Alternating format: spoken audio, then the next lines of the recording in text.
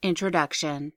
For centuries, the idea of power within our global society has been perpetuated, transferred, and grasped at by nations and empires. The political lines of countries and continents have formed the outlines of existence for billions of people. This arrangement provided some modicum of stability, a foundation for individual cultures to flourish, and a framework for economic activity. However, as with any man-made structure, certain elements decay, new pieces are added for support, and eventually its composition is irreparably changed. While business and trade have been a part of our human consciousness since the first humanoid traded a sharpened rock for a piece of dry wood, in recent decades, industry has exponentially evolved and assumed a much larger role in the daily lives of people across the globe. People used to identify with nations, pledging their allegiance to one king or another, but the broad boundaries of loyalty as a concept have expanded. From birth, we are trained to ally ourselves with groups of like-minded people, whether it is other members of our own hometown, believers in a certain faith, or devoted fans of one musician or artist. Industry is somewhat late to this game, and for many years, the business world was purely a place of commerce, a place where needs were met. As companies swelled in size and began overflowing into other regions, nations, and continents, familiarity created a superficial form of popularity or brand loyalty, but that was primarily based on availability. However, the influence of corporate entities has never stopped growing. As we look around the world today, we see that where loyalty, wealth, and power used to remain firmly and undeniably in the hands of nations and political entities, businesses have gradually reached the same echelon of influence. This is not to say that foreign relations and global politics have become any less important in the progress of the world. They merely have to share the stage to a certain degree with other very important economic and industrial actors. The intermingling of business and politics has become a tangled, indecipherable web that touches, restricts, or drives every country on earth. In reality, the number of sovereign states is anywhere between 195 and 203, depending on who you ask and what country they're from. However, for all intents and purposes, the number of sovereign nations on the planet should also include the massive political and economic clout of a few dozen corporations that exist and thrive around the world. For example, in 2013, Google reported a net income of approximately $12.92 billion USD. According to the IMF's report of global GDP, gross domestic product, Google is wealthier than 64 sovereign nations. A single corporation, which is less than 20 years old, has managed to develop enough of a loyal following around the globe to outrank roughly one-third of the planet's nations in terms of individual wealth. If you consider Google's net income, which is a more accurate measurement in comparison to GDP, then this search engine titan brings in more money per year than 114 nations of the world. These numbers and comparisons may be staggering, but you must also consider that Google is only a single company out of hundreds of multi-billion-dollar corporations. Google isn't the most wealthy, not by a long shot. It doesn't even make it to the top 50. Number 52 according to Forbes 2013. The point is, the days of thinking that the world is run by presidents, parliaments, dictatorships, and democracies are over. Although we may not like to admit it, money makes the world go round, and the significance of business and industry are undeniable. Unlike nations, where citizenship presupposes a certain amount of loyalty, the vast majority of global businesses participate in a free market, meaning that people can pick and choose which golden idol they want to worship. Competition is a cornerstone of commerce, which means that companies are desperate to grow, influence, impress, and engage more and more potential customers as possible. Certain companies seem to have found the secrets to success, the magic words that cause millions of people to flock to their doors, wallets in hand. Certain companies have the advantage of supplying a necessary, or perceived as necessary, product, such as oil companies and other energy providers, but the truly visionary companies are those that are not essential in the Maslowian sense of the word. The past 2 decades have seen the astronomical rise of tech companies as the digital age moved from dawn to daylight.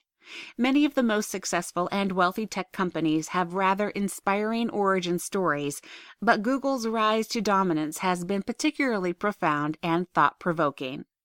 By largely throwing out the model for successful business practices and reconstructing a strategy for success from scratch, Google has been able to grow faster and more efficiently than most any company or country in history. For that precise reason, millions of hungry, eager eyes look to the company for inspiration on everything from product design to company culture. But on a purely quantitative level, the growth of Google is what fascinates people. This search engine, which at first glance is no different than many of its functionality competitors, has created an empire that spans industries, oceans, and generations. In other words, it's probably worth taking a look under the hood to see what makes this ever-growing, modern-day giant so consistently impressive, innovative, and successful. Chapter 1. Dream Big, Be Big.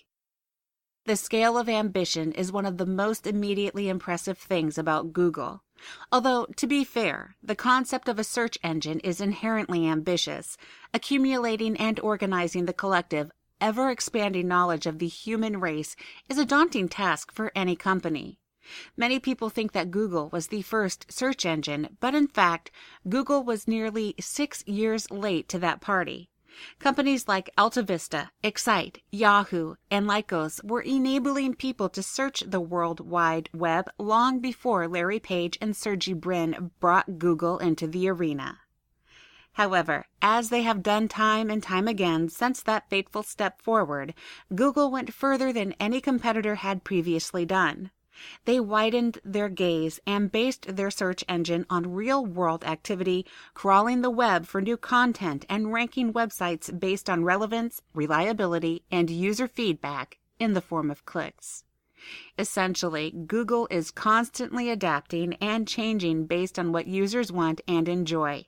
The more than 150 million unique Google searches each day perpetually customize and improve the accuracy of the search engine results. This was the sort of ambitious dream that Google began with, and while their initial version was far simpler than the search engine monster that Google has become nearly 2 decades later, their original version is what continues to drive them. They clearly operate under a simple mantra: dream big.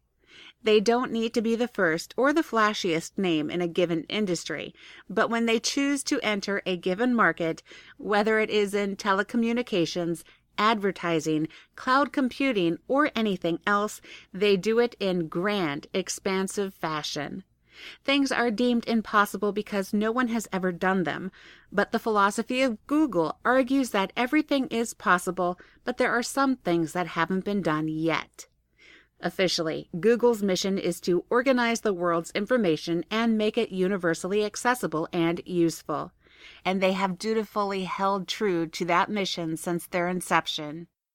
Instead of improving on what they've already accomplished, Google has always sought to find new areas where they can improve value to their customers and loyal followers.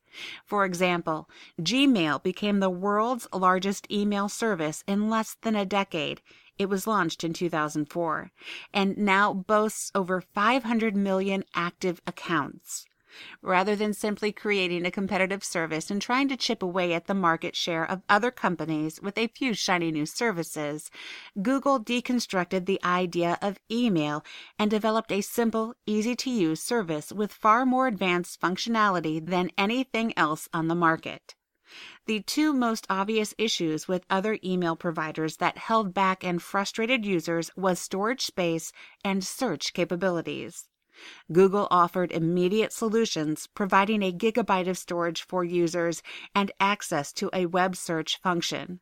Gmail also united all of the other functions of Google, meaning that before the age of app stores, Gmail was the central hub where you could access all of your other Google-related tools, chat, calendar, etc. It wasn't as if these were well-hidden problems that companies were unaware of. These were glaring obstacles that users complained about for years. For every problem, there is a solution, and Google has consistently put its bold and presumably impossible solutions into the ring in dramatic fashion, often knocking its opponents out of contention. As business has risen in planetary prominence, so too has advertising, like a strange, symbiotic relationship on a global scale. Within the digital sphere, advertising is now a $40 billion business, and an impressive percentage of that is brought in by Google AdSense. What started as advertisements inserted in Gmail has now grown into the world's largest ad network. It has opened up internet advertising to hundreds of thousands of content publishers who attract customers to tailored website suggestions. It customizes its ads based on user search history, keywords, purchase history, and any number of other freely offered variables. The program has evolved and improved over time right alongside its parent company, remaining flexible, subtle, and successful from day one. Google doesn't simply create something and then let it exist until it becomes obsolete. They continually respond and react to user feedback and behavior to optimize their services and ensure that at the end of the day, they are giving the people what they want. Companies trust AdSense because it is run by Google, the unchallenged king of the internet, and the universal use and availability of Google means that its ads have reached more than 80% of the online world. At the time of this writing, e-commerce is projected to be a $1.5 trillion sector of the global economy. Many people argue that Google's AdSense, which has connected so many millions of consumers to business through an efficient, non-spammy approach, is largely to thank for the massive growth of that economic sector, which barely existed 20 years ago. In terms of what was discussed earlier in this book, this is the sort of global impact that corporations now have, if they have the ambition and the infrastructure to achieve it. Google may have set out to be a search engine, but it has become something far more powerful, a central player in the online world. These examples are only a small sample of Google's unique approach to market entry and innovation. Google Chrome, the Android platform, and even Google Books, 30 million books scanned and counting, all sought to go bigger and better, defying the expectations of failure or futility and solidifying Google's growth in more and more industries every year. Google is a paradigm of diversification, spreading and growing across the internet, the stock market, and our global society's collective consciousness, but it does so in a way that users welcome, expect, and even demand, which is where the true genius of the company lies. Chapter 2: Overcompensate, Oversimplify, and Overachieve. The maxim of overpromise and overdeliver is not exactly a prophetic revelation. That old adage has been passed around more conference rooms and dusty business school lecture halls than this author cares to count. However, there is a reason that old adages stick around for so many decades. They remain relevant, no matter how times may change. Companies naturally create expectations for their customers. The foundation of advertising and commerce is the creation and achievement of expectations for consumers. When a company develops a reputation for something positive, it is essential to maintain that level of success or approval. The struggle, of course, lies in the constantly changing demands of the consumer public. While this dynamism is hardly a new phenomenon, it seems to be speeding up in recent decades.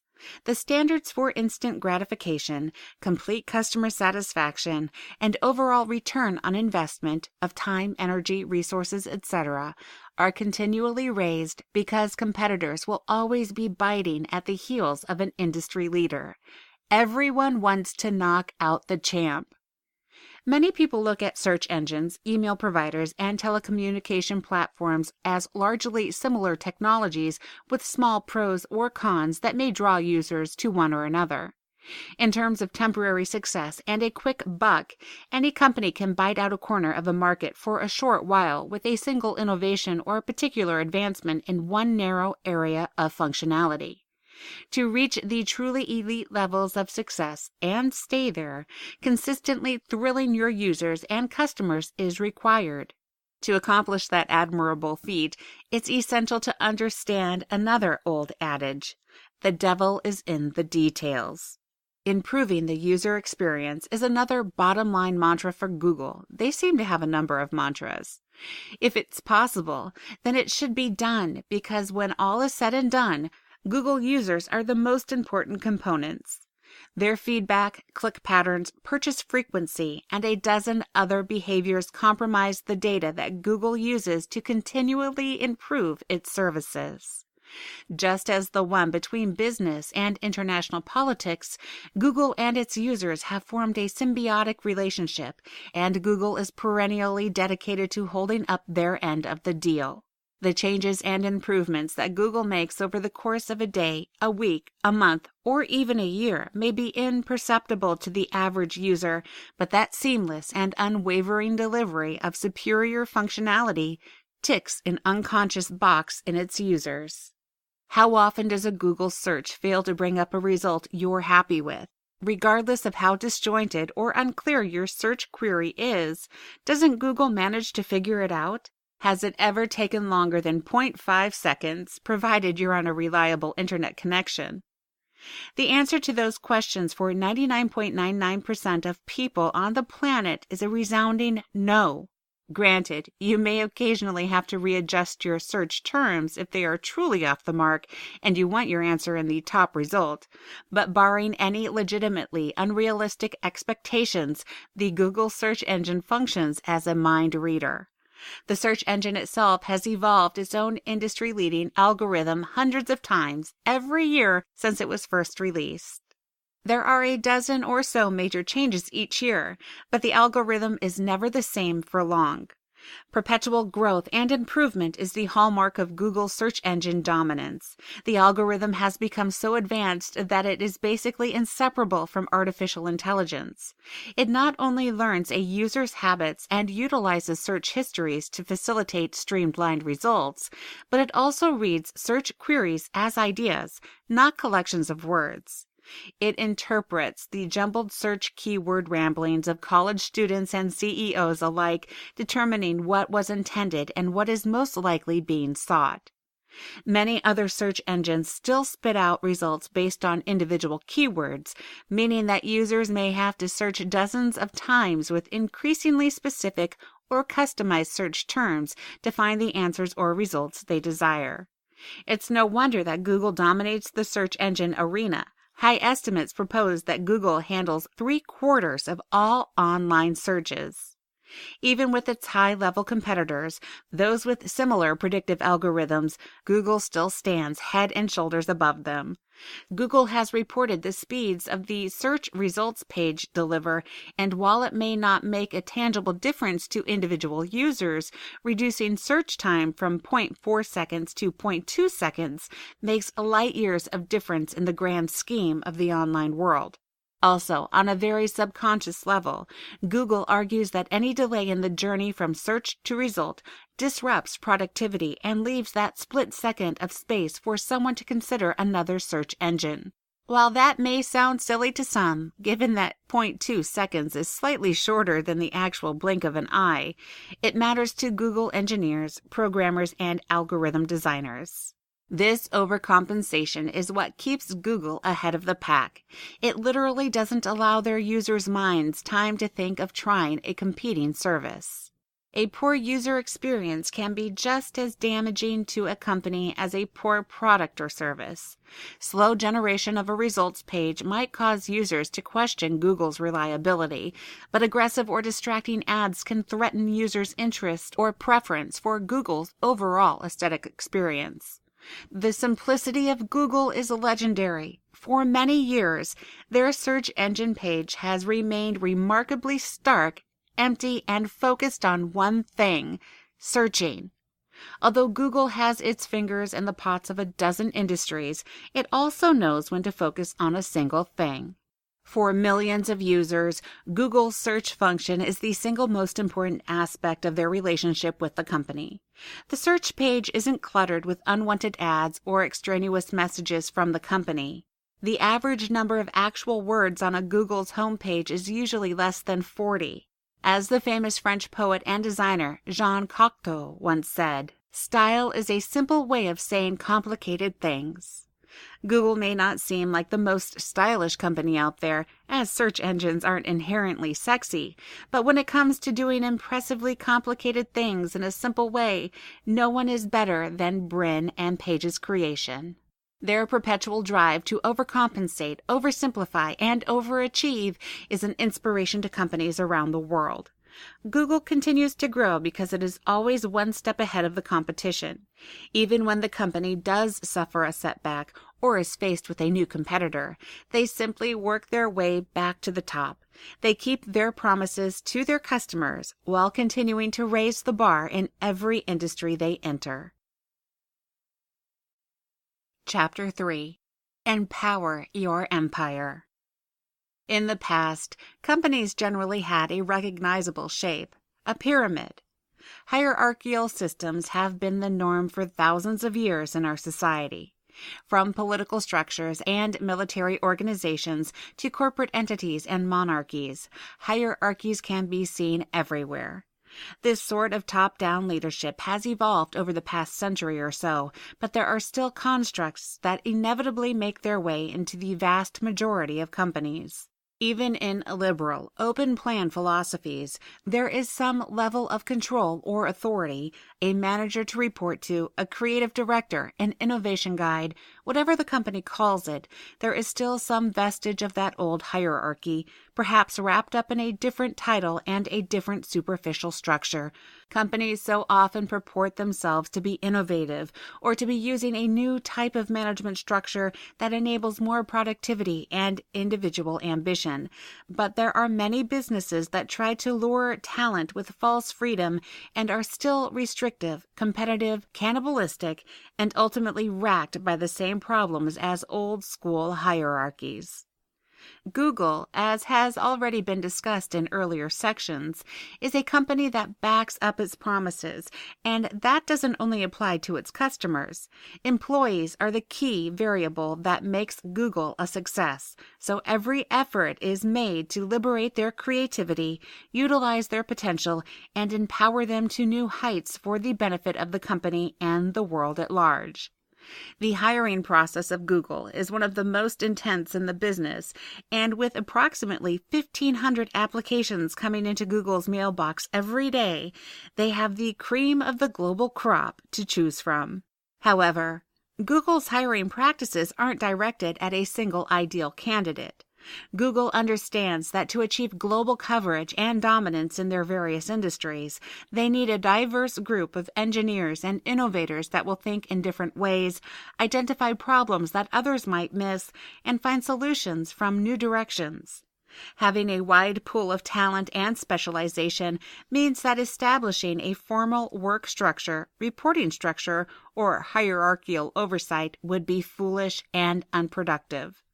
Instead, Google empowers their employees to be their own managers, removing an entire level of the traditional hierarchy and simply allowing groups of workers to form project teams with rotating leadership positions based on personal specialty or experience with a given subject. Collaboration is king. Most of these teams are groups of 3 engineers who have full control over their own projects. When they identify problems, they take necessary steps to fix it, even if the issue is with a product or service that has been previously launched. Google spends nearly 100 Google hours training and preparing each of their employees who have already proven themselves to be some of the brightest, most innovative, and exceptional minds in the field. Some are academic stars of the world's finest universities, while others are dark horse startup geniuses who never applied to college. Google doesn't care where their employees come from, they care about what each team member brings to the table. After investing so much time in choosing and preparing their employees, Google places a high level of trust in their decision-making capabilities. Furthermore, the transparency between departments and the information sharing of the company's executive leadership makes every employee a knowledgeable, essential, and respected part of the company. Their fundamental function for millions of people around the world is to share information faster and in more efficient ways. It would be rather hypocritical if they didn't design their internal communication network with a similar goal in mind. The content of quarterly board meetings are shared with Google's more than 25,000 employees, and they are shown the exact same things as the shareholders and executives. Google doesn't need to hide anything. Open communication and honest discussion of ideas, plans, projects, and new ventures is something Google promotes, not actively prevents. For that reason, they believe that their employees should understand just as much about the vision and the direction of the company as the executive team. After all, the engineers, designers, and innovators are the ones doing the legwork to turn major company ambitions into reality. Beyond these project teams that run and monitor themselves, Google is also a big fan of blue sky thinking, pursuing new, occasionally outlandish ideas and seeing how far they can go. Progress is not about playing it safe, and that implicit trust that Google places in its thousands of employees allows them to pursue their own projects with 20% time. This program has become a widely admired and emulated system that essentially gives employees one free day per week to work on whatever new projects or dreams they want. Google's revolutionary driverless cars, which have logged over 750,000 miles without an accident in these early testing stages of this fascinating new technology. This was a pet project of some of the engineers out in Palo Alto that has put Google into one of the most exciting and potentially lucrative industries in the coming decades. Without the flexibility and empowerment of those employees, Google wouldn't have nearly as many projects in the works or even on the cutting room floor. Sergey Brin's breakdown of focus is 70% search and advertising, 20% in strong potential products, and 10% in new innovations. This simple division of attention and resources within the company hasn't changed much in recent years, and it provides the foundation for continuous capital flow and an attractive environment that draws top talent from numerous relevant fields. By granting employees freedom to explore their own ideas, providing all of the necessary information for their assigned tasks, and constantly seeking out new data and customer feedback to improve innovations to the user experience, Google has essentially deconstructed the corporate hierarchy and made every employee a potential leader. As someone's idea grows, their position within the company does too. However, while this may lead to detrimental competition in other companies, employees of Google are a special, collaborative breed.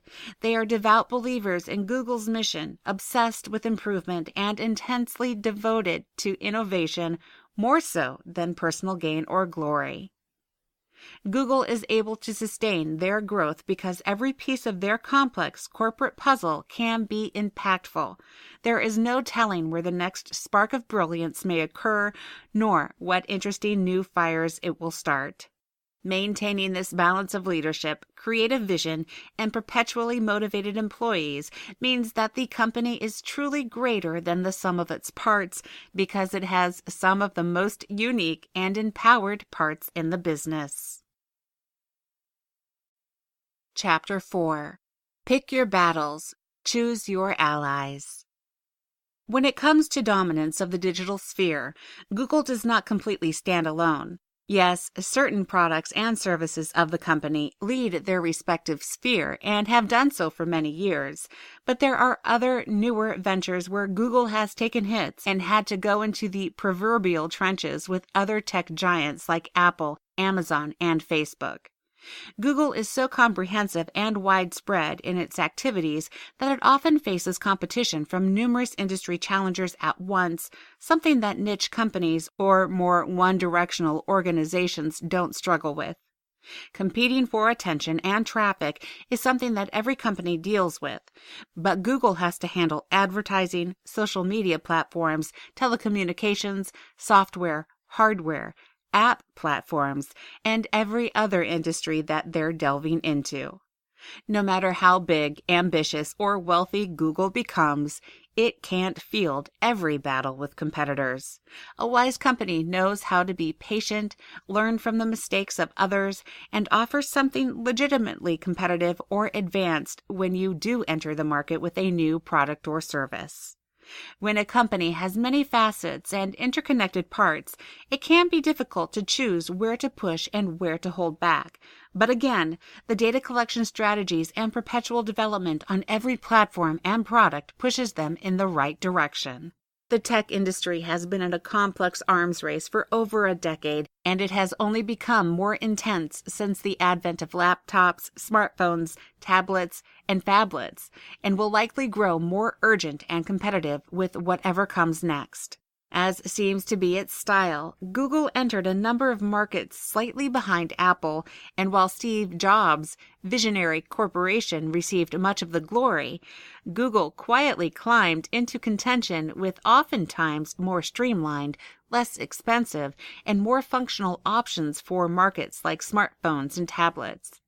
Instead of going head-to-head with Apple's loyal following, Google added something that Apple couldn't and acquired the Android platform, which greatly increased the functionality and convenience of all their products for loyal Google users. In a sense, Google changed the battlefield and didn't make it about who could make a sleeker smartphone or a sexier package design. They were far more concerned with what the actual usage patterns of the products were going to be. They tailored their rebuttal products and platforms to more accurately predict their customers' needs, and this consideration won them a significant portion of the market. This discerning nature of when to rise to a battle is coupled with extremely wise acquisitions, even in seemingly unrelated or random industries. When a company is large enough, it has the economic wiggle room to make large acquisitions when a program or company is just coming into fruition, even if the viability is unknown or widespread proof of value doesn't exist. Google purchased YouTube, AdMob, Motorola Mobility, Applied Semantics, and even Nest, a smoke detector and thermostat company. Many of these billion-dollar purchases seemed unrelated to Google at the time, but as different elements of the tech world become more and more interconnected, there is no telling what puzzle pieces companies might be looking to find. Regarding that final acquisition, Nest Labs, made by Google in early 2014 for a cool $3.2 million, Larry Page, CEO of Google, didn't justify in terms of what company they were getting, but rather what people they were welcoming into the Google family. Google has picked its partners remarkably well, and company acquisitions are more like job applications on a much larger scale. The team at Nest Labs, some of whom began their careers of innovation at Apple Inc., effectively became Google team members when Nest Labs was acquired. Visionary design and creativity are rarely applicable to a single industry, and by spreading the acquired talent throughout the company, Google is strengthening its entire infrastructure with each subsequent purchase. Since 2010, Google has purchased an average of one company per week, ranging from a few $1,000,000 to over $12.5 billion. This is their other way of avoiding future head-to-head competitions with major industry players. Simply buy them first. Google founders never forgot that they were just two guys in a garage in the early days of their empire, and they are not arrogant enough to think that the next generation won't produce similar success stories. The executive team at Google carefully monitors developments in the business world and buttresses itself against future pressure by giving many of those companies a golden ticket, being affiliated, owned, and protected by the undisputed king of the Internet. Google knows that competition is healthy, but it also can be distracting, disruptive, and detrimental to a company's bottom line. By turning potential enemies into allies and using smaller, innovative companies as veritable incubators of great talent, they skip some of the slow drudgery of seeking out and shaping top employees. It's a win-win situation for everyone involved, and Google continues to lure the best minds that the world has to offer. Chapter 5. Explore, Engage, Experiment. There are certain tech companies that put a lot of stock in flash and panache. They spend excessive amounts of time and energy creating a mystique or an exclusivity to their products that is inherently attractive. The legendary secrecy and meticulous attention to detail of Apple Inc. comes to mind immediately. Steve Jobs was famous for finding and eliminating every possible mistake or obsolete element of his products, obsessively dedicated to perfection. When he revealed the content of his company's brilliance, he wanted it to be in full workable condition, with every possible question answered and contingency considered. Apple also values its privacy above all other things. Leaks and unwanted revelations of what's coming next have always been a problem for that company. Google has found success in a much different way, integrating its users into the developmental process as much as possible and finding errors based on real user experience and feedback rather than brainstorming every possible issue in corporate think tanks. One of Google's many philosophies is to see the world as their laboratory. If their services are meant to exist and flourish in the real world, then that is where the ideas should be tested, stressed, explored, and improved. Google doesn't believe in barring the doors to anyone without an employee keycard. In fact, they welcome anyone to add, utilize, and even code programs using their core processing infrastructure. That may sound like madness for any company to allow the average person to get close to their intellectual property, Apple's worst nightmare, and yet Google operates under the assumption that with the proper regulations in place, they shouldn't restrict their platform to Google-designed and inspired functions. Despite Google's exhaustive efforts to find top talent, there will always be prodigies and lightbulb moments that Google wants to be a part of. By allowing users to piggyback on much of their functionality, Google is far more likely to already be implemented on the ground floor of new projects of which they were not even aware. For example, Google Earth was a pioneering step forward for public GPS technologies and gave us a new way to look at our world. If Google had closed that technology and not allowed it to be implemented in new and ever more informative ways, then what good is creating such a brilliant technology? Amateur computer programmers and hackers alike can reappropriate Google's basic platforms and use them in new ways, such as mapping the potential impact of increased sea levels from global warming, or even as a tool for disaster response, environmental protection, and awareness raising of threats from urban sprawl. These were not projects conducted or released by Google. They simply released their fundamental technology and allowed the world to play, explore, and evolve their ideas into even greater achievements. Google has turned millions of users into a global development team that works far beyond the bounds of Google Earth. Their mobile platform, Android, has inspired millions of would-be developers around the globe to design their apps and products with Google in mind. At the time of writing this, there are over 1.3 million apps developed for the Android platform by outside developers using Google's platform as a foundation and utilizing the company's welcome support and resources to do so. Developers work in a sandbox, meaning that they have limited access to a specific area of the system unless they receive express consent and security clearance to dive deeper into Google's coding, so the tech giant's core system remains well protected. Hundreds of different products are now also designed to be compatible with Android, so the dependence on Google grows every day, and the ideas continue to flow from the best source of free ingenuity on the planet, creative users. Between Google's Developers Kit and the Android SDK, Software Developer Kit, the company is making it easier than ever to become an active part of the community, and that inclusiveness spurs growth, interest, and loyalty that other companies have to achieve through fewer avenues, such as great customer service or superior products. Google is welcoming a universally accessible and increasingly compatible way of accessing online content, maintaining connectivity between all of your devices, and contributing your own ideas to the world. Google counts on this interactivity and user contribution to grow in an inexpensive and user-friendly way without taking on the responsibility of designing hundreds of thousands of individual programs. Google has been criticized in the past for its unique approach to beta testing, which is quite different than the heavily guarded tradition of beta testing for most companies that produce intellectual property. Google, however, often rolls out unfinished or nearly finished products to large groups of users and asks them to report back on functionality bugs. Sometimes these are early releases of products about to be opened up to the general public, while other times they are apps, programs, or updates from Google for which they want immediate feedback. While this form of crowdsourced beta testing makes some companies take a step back, Google stands behind the trial and error nature of their strategy.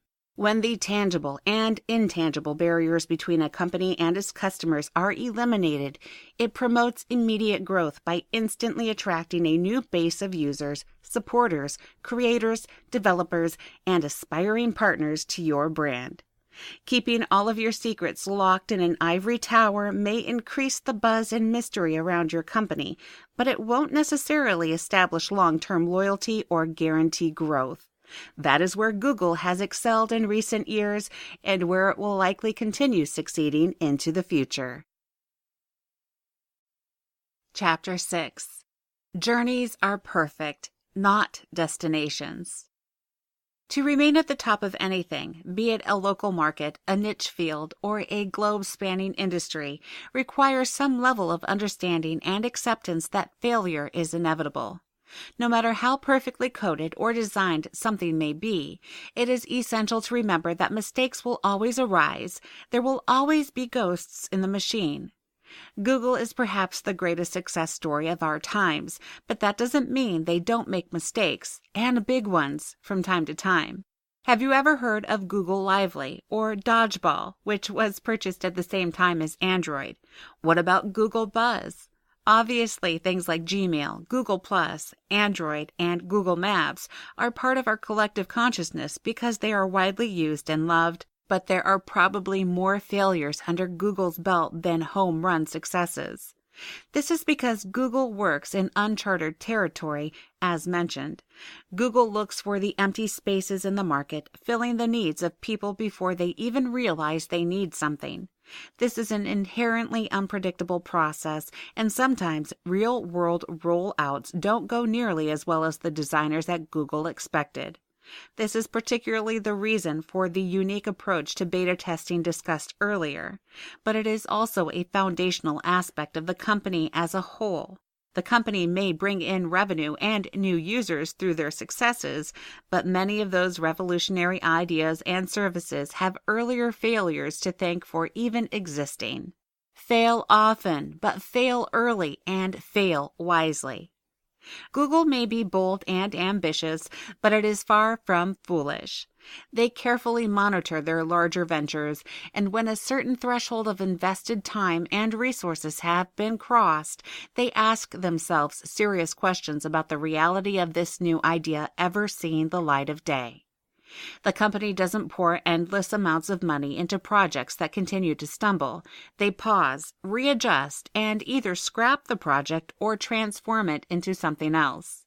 However, it is important to fail early, before the venture becomes a real black eye, both to the public and Google's wallet. Speaking of Google Wallet, that PayPal-like service was one of the company's most notable failures. Failing wisely is really where Google excels, and many of its now forgotten projects were re-engineered and rebranded into something we recognize and love today. For example, Google Buzz is seen by many industry professionals as a rough evolutionary step towards Google+, which now has approximately 400 million active users. Making mistakes is never a bad thing, as any good entrepreneur or business professional will tell you, provided that something can be learned or taken away from the failure. This ability to bounce back from failures and use those traditional low points as fodder for future greatness is one of Google's greatest strengths. If a company allows setbacks to discourage future risk-taking, they should probably just close their doors and cut their losses, because all progress requires risk. Google is actively trying, and succeeding in many cases, to change the world, and that change is not always going to come without a fight. Take Google Glass, for example, a potentially revolutionary new technology that has seemingly limitless applications.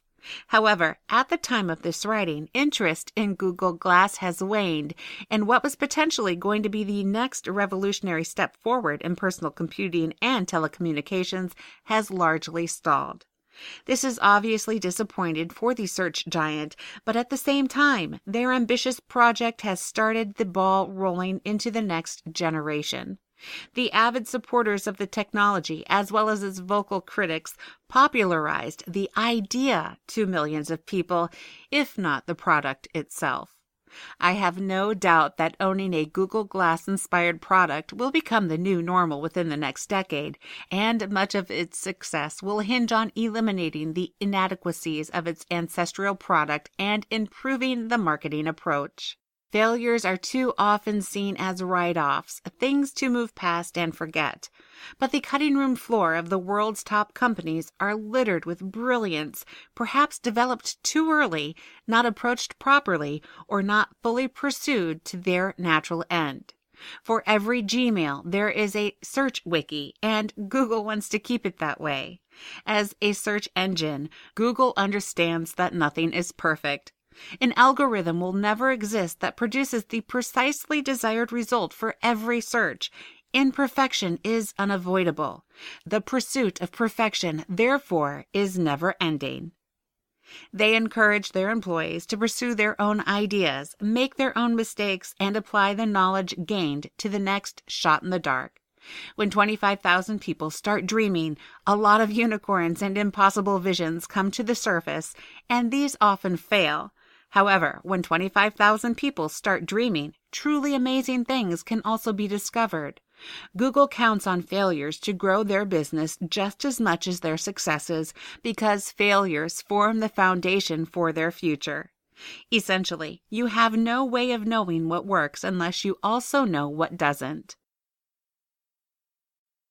Chapter 7. I'm Feeling Lucky. This search engine turned global game changer understands that for every empire that rises, another falls. As they continue to grow in more unpredictable and life-altering ways, other companies will either find a way to compete or bow out.